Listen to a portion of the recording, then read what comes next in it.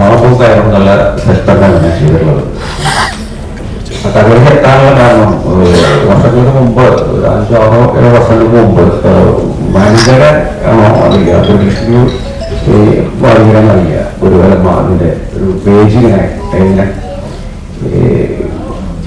സ്ത്രീകളെ കുറിച്ചുള്ള ഒരു ലേഖനമാണ്.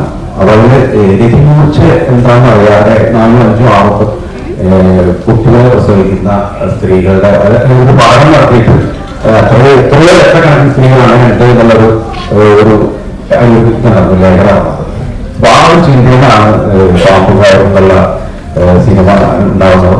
അതൊരു കോമഡിയിലൂടെ പറയാം എന്നുള്ള പറഞ്ഞാൽ അങ്ങനെ അത് പൊതുവെ പറ്റും നമ്മുടെ ഇപ്പോഴത്തെ സാഹചര്യം.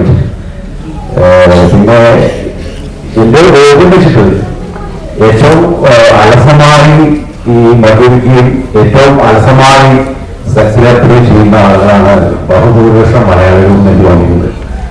പല ആളുകളുടെ ഇങ്ങനെ പല കേൾക്കാറുണ്ട്.